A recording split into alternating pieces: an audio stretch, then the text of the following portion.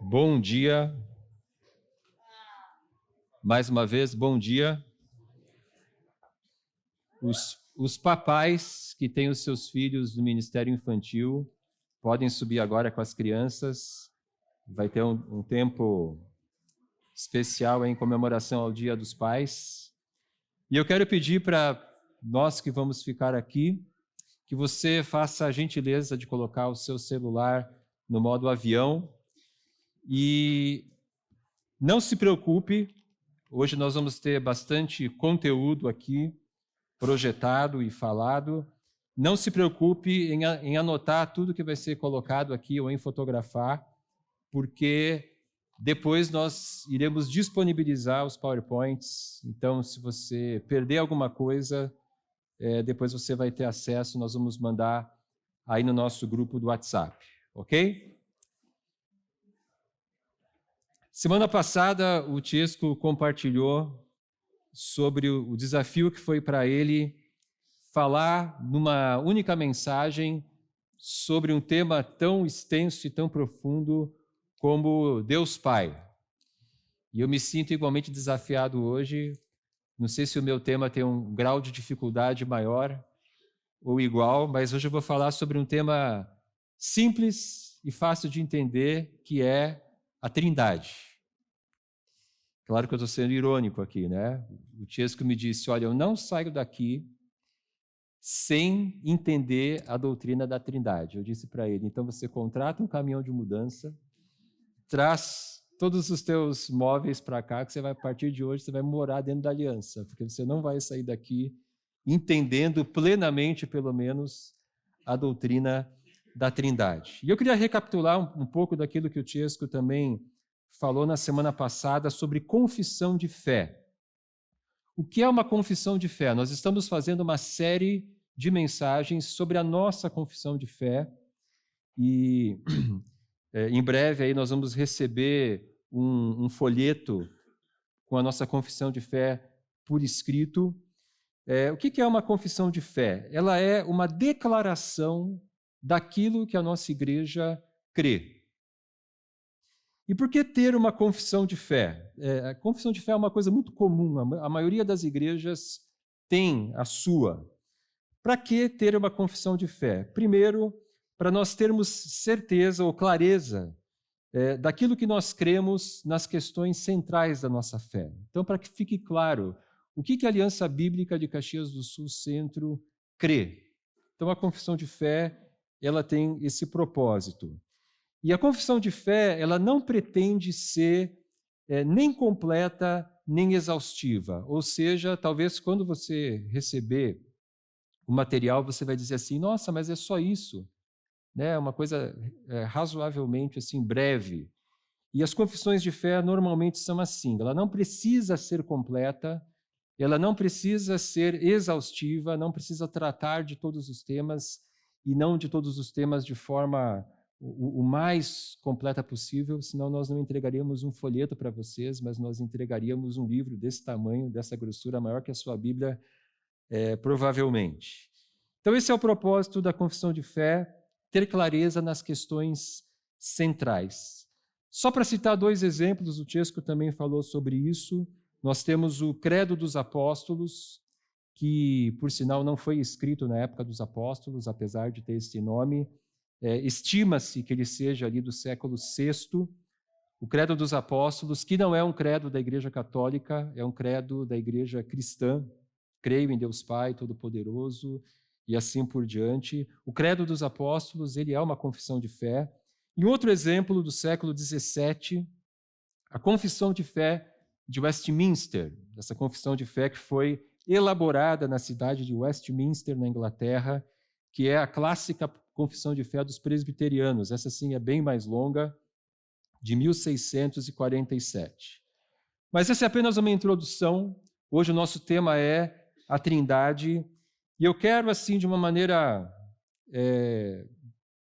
falar devagar aqui o que diz a nossa confissão de fé sobre a Trindade. Vai ser projetado, eu dividi ela em 13 slides, se não me engano, porque é bastante coisa para a gente não se perder.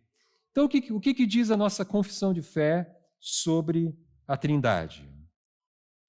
Cremos em um só Deus que existe em 3 pessoas, Pai, Filho e Espírito Santo. Cremos que o Pai, o Filho e o Espírito possuem os mesmos atributos e que são iguais em essência, poder e glória. Cremos que são 3 pessoas diferentes e um só Deus. Cremos que de eternidade a eternidade, Pai, Filho e Espírito vivem uma comunidade de amor permanente em que cada pessoa prioriza, afirma e serve as outras. Assim, a Trindade serve de modelo de amor, de unidade na diversidade para a Igreja. A Trindade também nos ensina que os seres humanos, criados à imagem de Deus, foram feitos para a vida em comunidade. Por essa razão, reconhecemos que precisamos uns dos outros e rejeitamos o individualismo. Esse é o artigo sobre a Trindade na nossa confissão de fé.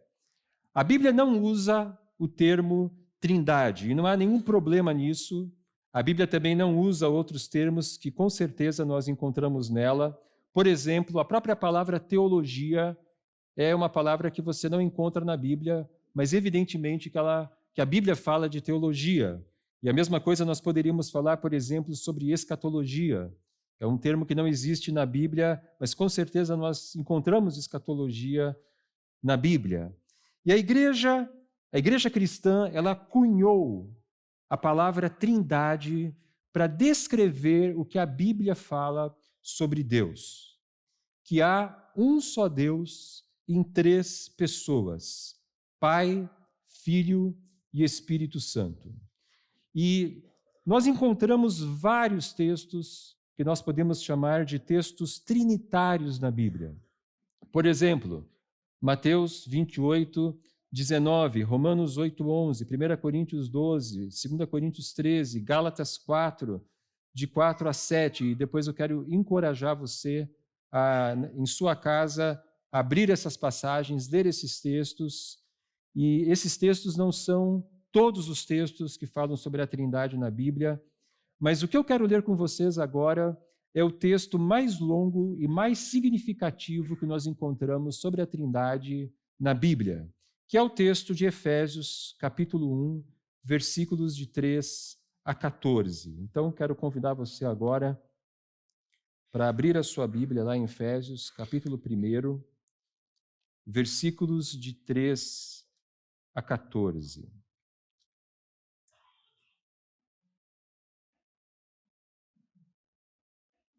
Efésios 1, 3 a 14.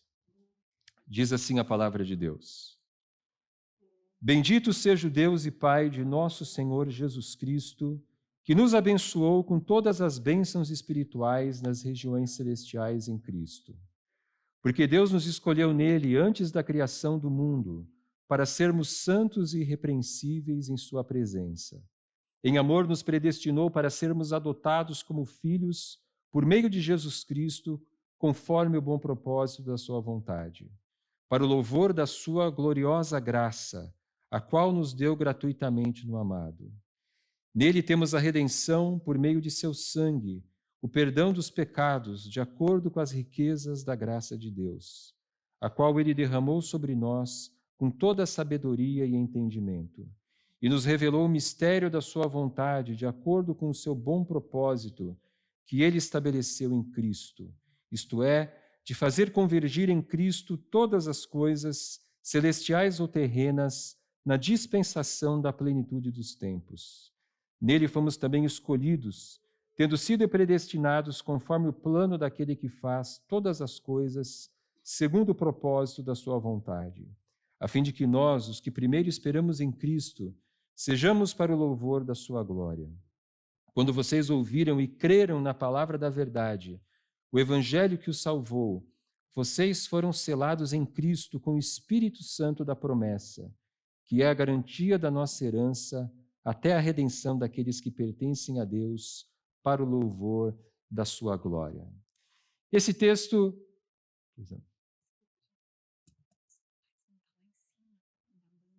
Tá. Então, esse texto ele se divide claramente em 3 partes. E ele fala, então, do Pai, do Filho e do Espírito Santo. De uma maneira bem didática, Paulo diz que Deus Pai é a fonte das nossas bênçãos, versículo 3, aquele que nos predestinou e nos adotou, versículo 5. Jesus, o Deus Filho, é aquele que realizou a nossa redenção, o perdão dos nossos pecados, versículo 7. E Deus, o Espírito, é aquele que nos cela como a garantia da nossa herança futura e da nossa ressurreição, versículos 13 e 14. Então, Pai, Filho e Espírito Santo. E muito cedo na história da igreja, se compreendeu que a Bíblia fala então de um Deus trino, ou um Deus triuno, aquela ideia de que Deus são 3 pessoas e um só Deus. E o que a Trindade não é?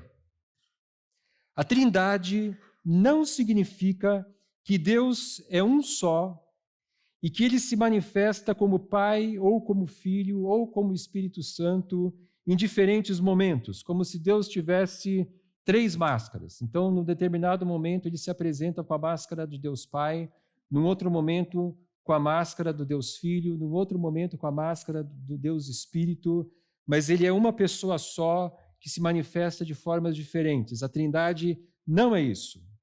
A Trindade não significa 3 deuses, mas um só Deus em 3 pessoas: Pai, Filho e Espírito Santo.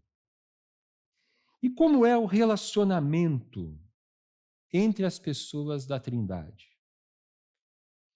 Abra sua Bíblia lá no Evangelho de João, capítulo 17, versículos 4 e 5.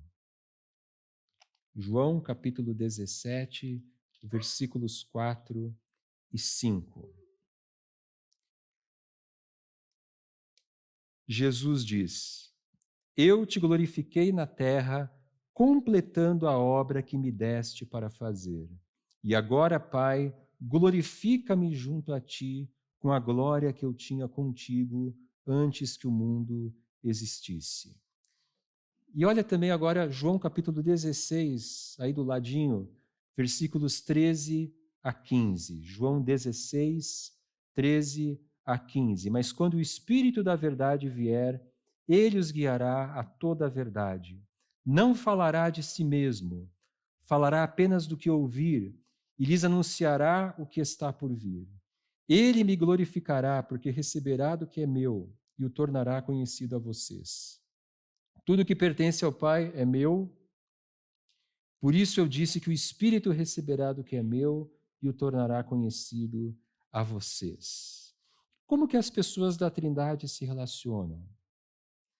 Elas glorificam umas às outras. O Pai glorifica o Filho glorifica o Pai, o Espírito glorifica o Filho. E glorificar significa honrar, exaltar.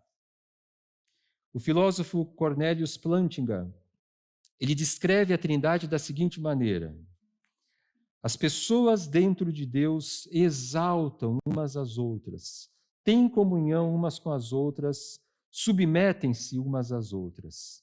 Cada pessoa divina abriga as outras no centro do seu ser. Num constante movimento de abertura e aceitação, cada pessoa envolve as demais. A vida interior de Deus transborda em consideração uns pelos outros. Em outras palavras, o Deus triuno não é um Deus em que as pessoas são egocêntricas, mas ele é um Deus em que as pessoas são outrocêntricas. Antes de existir o tempo, antes de existir o átomo, antes de existir qualquer coisa, Deus já existia por toda a eternidade como uma comunidade de amor. E essa é a essência da Trindade. A Trindade é uma comunidade formada pelo próprio Deus, uma comunidade de amor. Então, em resumo, o que nós vimos até agora? Que há um só Deus em 3 pessoas que são diferentes entre si, mas elas são iguais em seus atributos, o Pai, o Filho e o Espírito Santo. E a Trindade, ela é uma comunidade de amor. Muito bem. Quais são as implicações práticas da doutrina da Trindade para nós? Será que a doutrina da Trindade ela é apenas um conceito teológico difícil, profundo, ou será que ela também traz para nós algumas implicações práticas? E com certeza é isso o que acontece. Quais são algumas implicações ou algumas lições que nós podemos tirar para a nossa vida? A primeira lição é que a Trindade nos ensina a adorar um Deus infinito que jamais conseguiremos compreender. Então a Trindade ela é um mistério. Não se preocupe em compreender a Trindade. Ninguém jamais conseguiu entender plenamente essa doutrina, e eu acredito que por toda eternidade nós nunca vamos entender a Trindade. Eu acredito que quando nós estivermos na presença de Deus, em novos céus e nova terra, nós todos os dias aprenderemos algo novo sobre Deus. Mas nós nunca conseguiremos compreender Deus plenamente.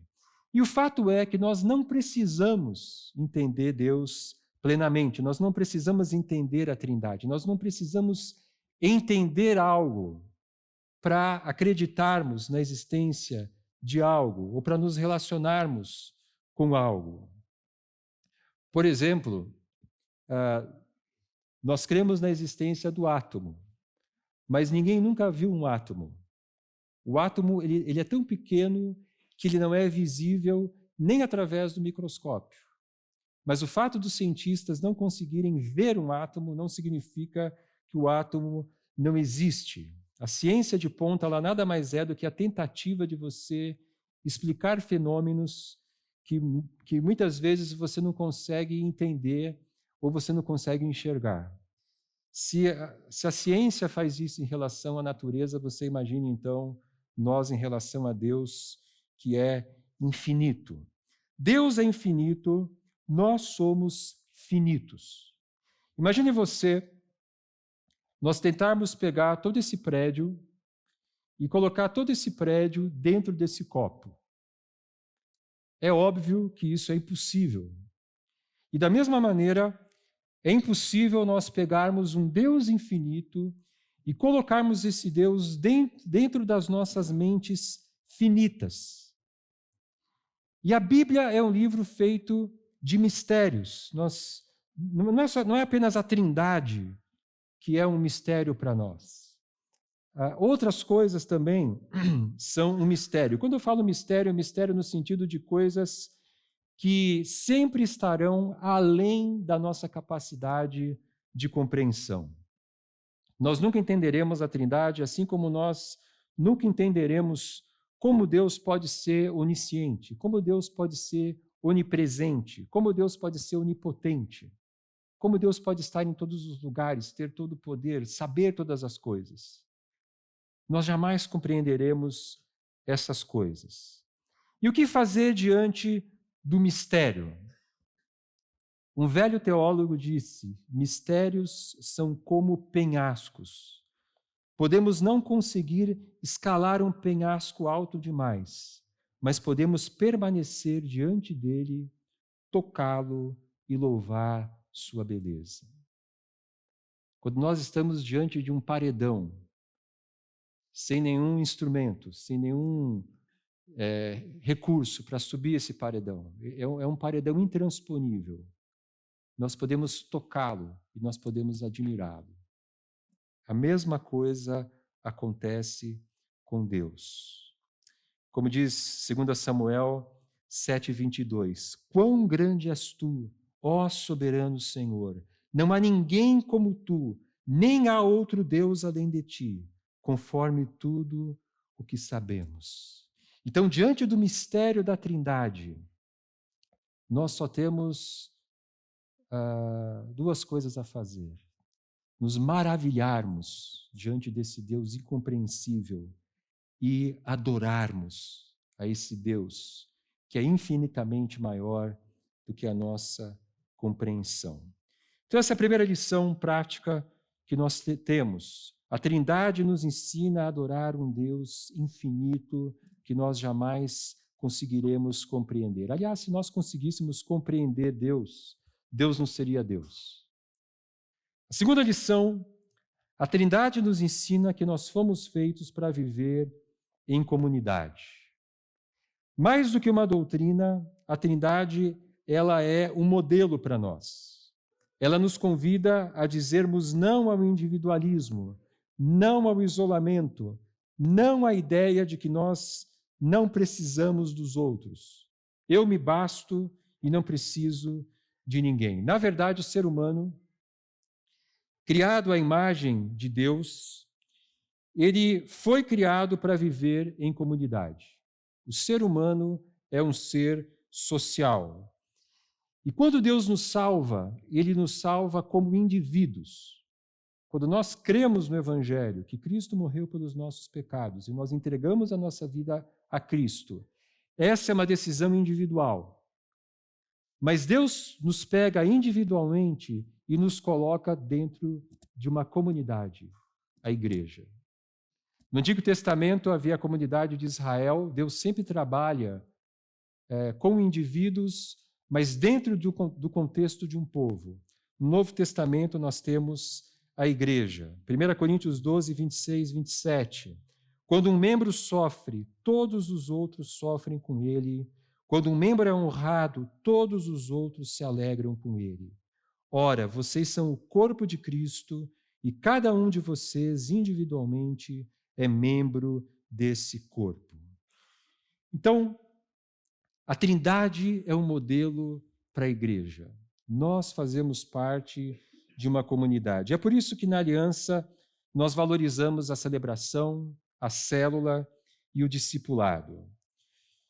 A celebração é esse momento em que toda a igreja se reúne para juntos nós adorarmos a Deus e aprendermos da sua palavra. A célula é aquele grupo menor, 10, 15, 20 pessoas, onde nós podemos aprofundar a nossa comunhão e podemos colocar em prática os mandamentos recíprocos, os mandamentos uns aos outros. Eu já vou falar um pouquinho sobre isso. O discipulado é aquele relacionamento em que nós podemos, um a um, prestar contas da nossa caminhada com Cristo. Então, falando um pouquinho sobre a célula. Então, nós temos essas três experiências dentro da aliança: celebração, célula e discipulado. Por quê? Porque nós cremos em comunidade. Porque nós somos uma comunidade. Porque, como cristãos, nós precisamos dessas experiências de comunidade para crescermos em Cristo. Pegando o exemplo da célula. A célula é aquele contexto, aquele relacionamento em que nós podemos colocar em prática os mandamentos chamados mandamentos recíprocos. O mandamento recíproco são aqueles que falam uns aos outros. Então, o Novo Testamento tem pelo menos 60 desses mandamentos. Amem uns aos outros, sirvam uns aos outros, instruam uns aos outros, carreguem os fardos uns dos outros. E esse tipo de mandamento, ele é muito difícil de ser praticado num grupo grande, como esse aqui. Quando nós terminarmos a nossa reunião, nós, naturalmente, iremos para as nossas casas almoçar, mas nós não vamos ter muito tempo aqui quando terminar a celebração. E o grupo célula é aquele contexto em que esses mandamentos são possíveis. No grupo pequeno de 10, 15 pessoas, nós podemos instruir uns aos outros, nós podemos amar de forma mais fácil uns aos outros, carregar os fardos uns dos outros. Então, a celebração, ela é fundamental, ela é essencial, porque ela é o encontro dos grupos células, para juntos adorarmos a Deus, aprendermos da palavra de Deus. Mas a célula, ela é essencial para nós vivermos essa experiência mais íntima, para nós podermos aprofundar a nossa comunhão. E da mesma maneira, o discipulado. Então, essa é outra lição que a Trindade nos ensina. Fomos feitos para viver em comunidade. E as várias igrejas têm as suas várias maneiras de expressar essa vida em comunidade. Aqui na Aliança, nós expressamos a nossa vida em comunidade por meio da celebração, da célula e do discipulado. Terceira lição. A Trindade nos ensina que encontramos a nossa realização quando deixamos de ser egocêntricos para sermos outrocêntricos. João 13, 34, 35. Um novo mandamento lhes dou. Amem-se uns aos outros. Como eu os amei, vocês devem amar-se uns aos outros. Com isso, todos saberão que vocês são os meus discípulos, se vocês amarem uns aos outros. Ser outrocêntrico é uma outra forma de você dizer amar o próximo, amar o outro.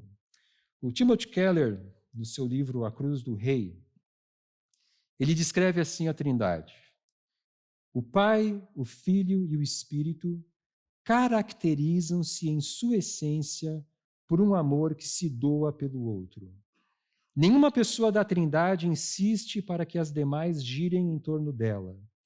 Antes, de forma voluntária, cada uma delas envolve e gira em torno das demais. Se este mundo foi criado por um Deus triuno, relacionamentos de amor são a essência da vida. Se este mundo foi criado por um Deus triuno, relacionamentos de amor são a essência da vida. Agora, todos nós somos naturalmente egoístas. E a essência do pecado nada mais é do que o egoísmo ou o egocentrismo. Nós queremos ser o centro, nós queremos ser o nosso próprio Deus, nós queremos ser servidos, nós queremos controlar as pessoas, nós queremos que a nossa vontade prevaleça. E quando Jesus se fez homem e viveu entre nós e morreu na cruz pelos nossos pecados, ele veio para nos libertar do nosso egoísmo, do nosso egocentrismo. E ele veio restaurar a imagem de Deus em nós. E aí, pensando na Trindade, como essa comunidade de amor, nós podemos dizer que restaurar a imagem de Deus em nós significa nos libertar do nosso egocentrismo para que nós vivamos de um modo outrocêntrico. Então, nós podemos dizer que quando nós nos convertemos a Deus, Deus nos converte ao nosso próximo. O amor, ele não é essencialmente um sentimento. Você pode amar uma pessoa sem sentir absolutamente nada por ela. Porque, biblicamente, o amor é uma atitude, amor é ação. Nós amamos tendo paciência com o outro. Nós amamos prestando atenção no que o outro está nos dizendo. Nós amamos ajudando as pessoas de maneira prática. E nenhuma dessas coisas podem ser, todas essas coisas podem ser feitas sem que você sinta absolutamente nada por aquela pessoa. E é por isso que é possível nós amarmos até mesmo os inimigos, como Jesus ensinou. Muita gente tem dificuldade com esse texto, quando Jesus diz para amarmos os nossos inimigos, porque as pessoas pensam que para eu amar o meu inimigo, eu preciso ter um sentimento de afeto por ele. Mas não é isso que Jesus está dizendo. Jesus está dizendo amar o inimigo como não fazer o mal ao inimigo e, quando possível, fazer o bem a ele. Não alimente o ódio por alguém que deseja o seu mal. Vamos entender a ideia do inimigo como alguém que nós conhecemos e que deseja o nosso mal, que deseja nos prejudicar, por alguma razão. Às vezes no trabalho tem alguém assim, às vezes na família tem alguém assim. Alguém que deseja nos prejudicar. Eu não preciso alimentar o ódio por essa pessoa. Eu não preciso me vingar dessa pessoa. Eu preciso tratar essa pessoa de forma respeitosa, justa, ética, mesmo que ela não me trate assim. E se Deus me der a oportunidade de fazer o bem a ela, fazer esse bem. Mas nenhuma dessas coisas exige sentimento. E a nossa sociedade, ela é profundamente individualista e egocêntrica. E aí nós precisamos nos colocar diante de Deus e nos perguntarmos, diante de Deus, o quanto eu tenho sido individualista, o quanto eu tenho sido egocêntrico, o quanto que eu tenho pensado só no meu bem-estar, eu crio ali a minha bolha e eu não vejo mais ninguém. Eu só vejo a mim mesmo e, no máximo, a minha família. O quanto que eu tenho vivido dessa maneira. E como que eu posso começar a ser mais outrocêntrico? Como que eu posso começar a olhar para fora de mim? Por exemplo, eu posso ouvir mais as pessoas. Uma das grandes formas de você amar alguém, uma das maiores manifestações de amor, é escutando alguém.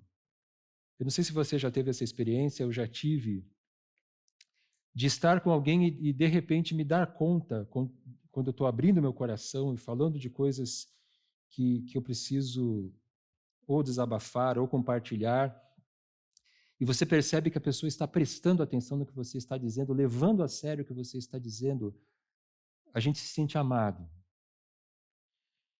Eu posso prestar atenção nas necessidades que surgem ao meu redor e, de alguma forma, me dispor a ajudar. Muitas vezes a gente fica preocupado em fazer grandes coisas pelo nosso próximo. Eu preciso fazer uma grande coisa para ajudar alguém e nós acabamos não fazendo essa grande coisa porque nós não podemos, não temos tempo, não temos os recursos. Eu diria o seguinte: não se preocupe em fazer grandes coisas pelas pessoas. Faça pequenas coisas, ou comece pelas pequenas coisas. Se você puder fazer grandes coisas, faça. Mas comece pelas pequenas coisas. Por exemplo, tendo paciência com as pessoas da sua família. Essa é uma forma de amar. Ajudando um colega numa tarefa. Ajudando um desconhecido. Um desconhecido precisa de algum tipo de ajuda e você vai lá e faz alguma coisa por ele. No seu tempo com Deus, ore: Senhor, me dá hoje um coração outrocêntrico.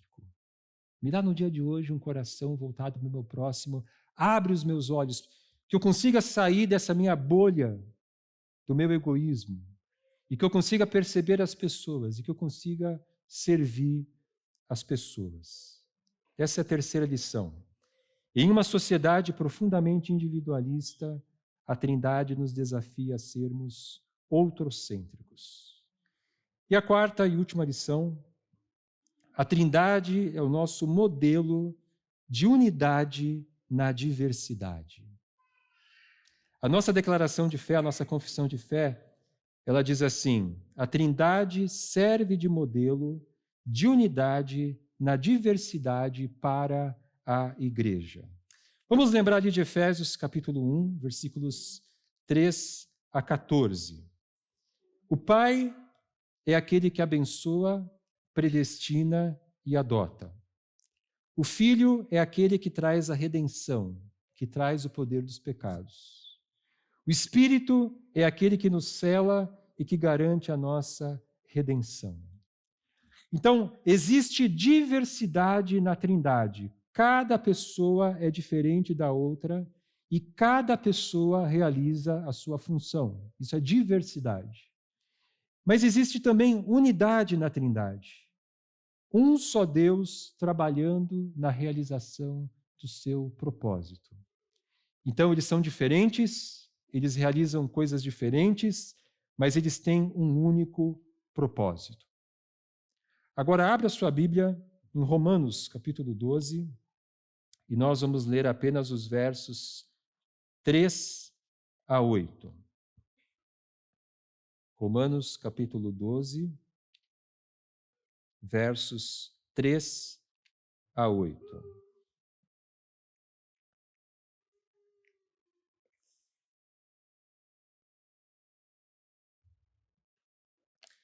Romanos 12, versículo 3. Por isso, pela graça que me foi dada, digo a todos vocês: ninguém tenha de si mesmo um conceito mais elevado do que deve ter, mas, ao contrário, tenha um conceito equilibrado, de acordo com a medida da fé que Deus lhe concedeu. Assim como cada um de nós tem um corpo com muitos membros, e esses membros não exercem todos a mesma função, assim também em Cristo nós, que somos muitos, formamos um só corpo, e cada membro está ligado a todos os outros. Temos diferentes dons de acordo com a graça que nos foi dada. Se alguém tem o dom de profetizar, use-o na proporção da sua fé. Se o seu dom é servir, sirva. Se é ensinar, ensine. Se é dar ânimo, que assim faça. Se é contribuir, que contribua generosamente. Se é exercer liderança, que a exerça com zelo. Se é mostrar misericórdia, que o faça com alegria. A Trindade, ela é um modelo para a igreja como corpo de Cristo. Nós somos diferentes. Nós temos dons diferentes dados por Deus. Nós exercemos ministérios diferentes. Porém, nós somos um só corpo. Nós temos um só propósito. Assim como existe diversidade na Trindade, existe diversidade na igreja. Assim como existe unidade na Trindade, existe unidade na igreja. E o que de prático a gente pode tirar disso?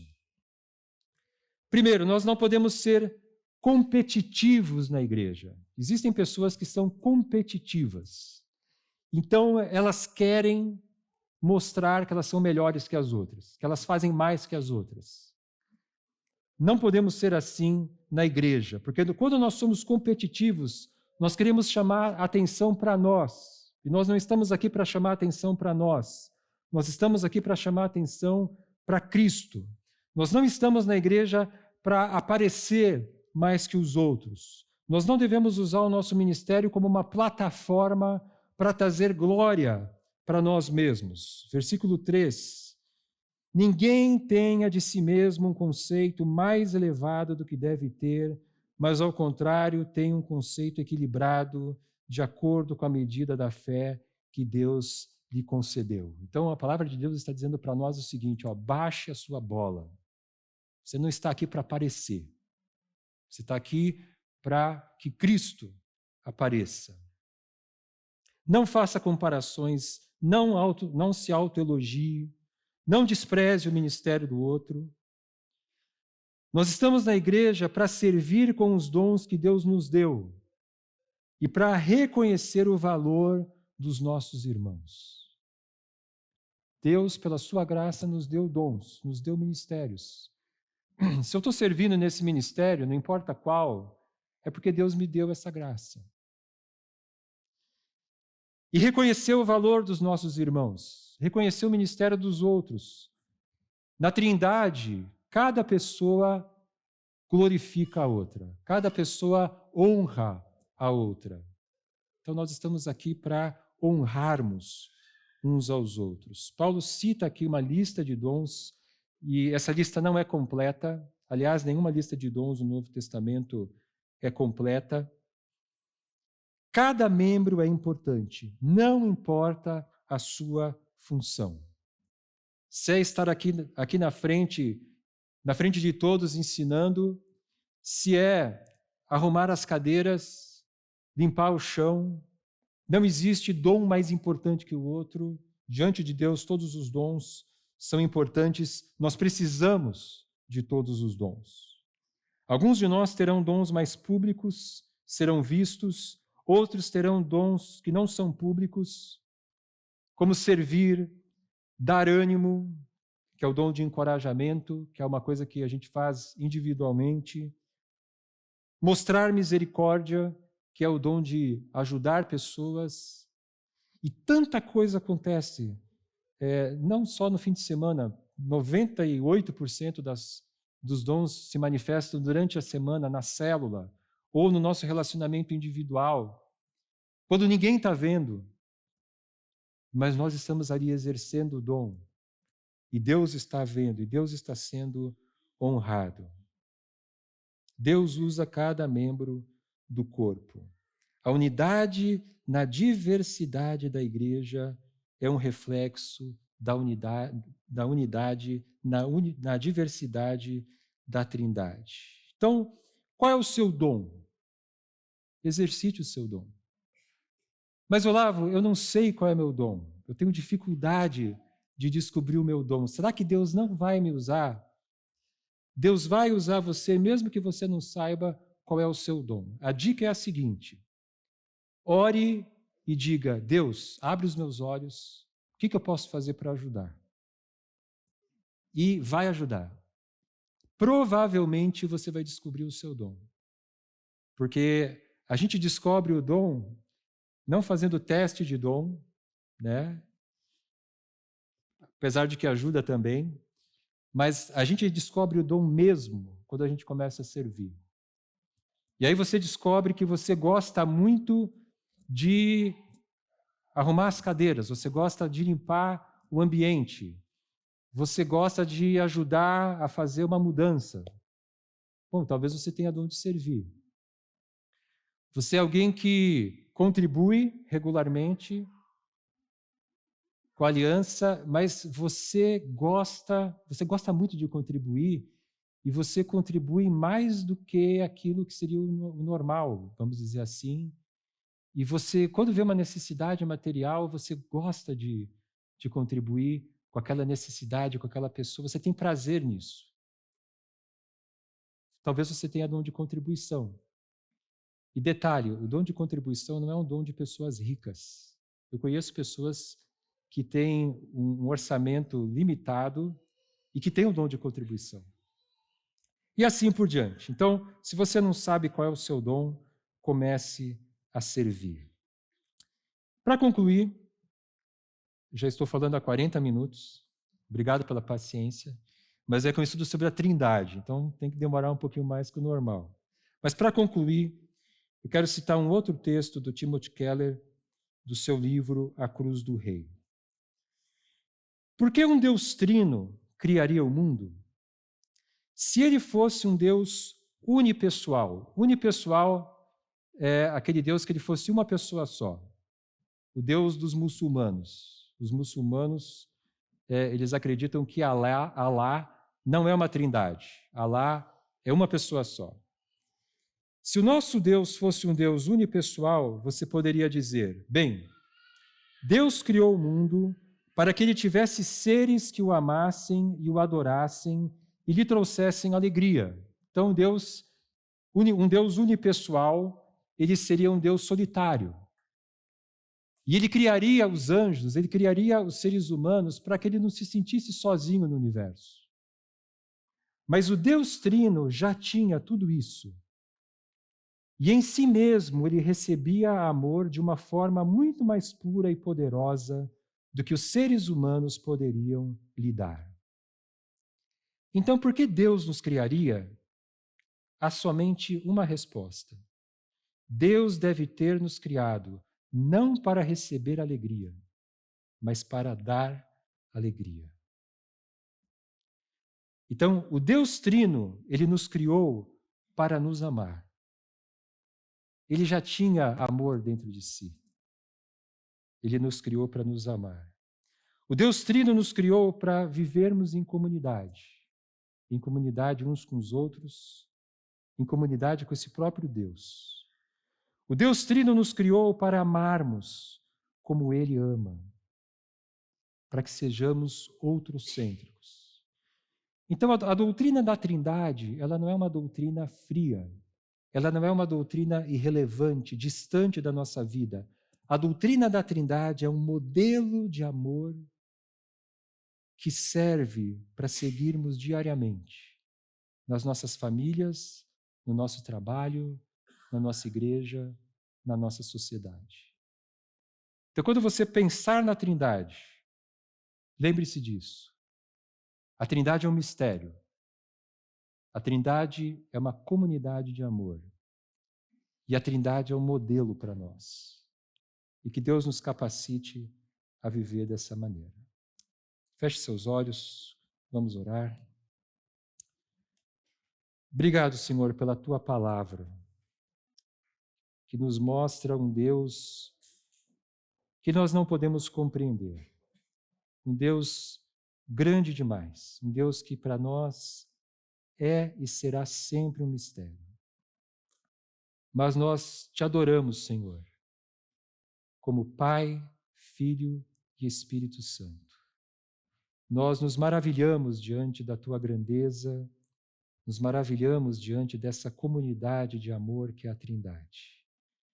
E, Senhor, que nós possamos também viver em amor, que nós possamos também viver em comunidade, que nós possamos também servir uns aos outros, honrar uns aos outros, que nós possamos ser instrumentos para que aqueles que ainda não conhecem o Evangelho venham a conhecer o Evangelho, como nós vemos a Trindade fazer lá em Efésios capítulo 1. Então, Deus, enche o nosso coração dessa visão, enche o nosso coração dessa vocação. É o que nós te pedimos, agradecidos em nome de Jesus. Amém. Amém. Meus queridos, nós encerramos a nossa celebração aqui hoje, nesse momento. Que Deus nos abençoe, uma ótima semana a todos.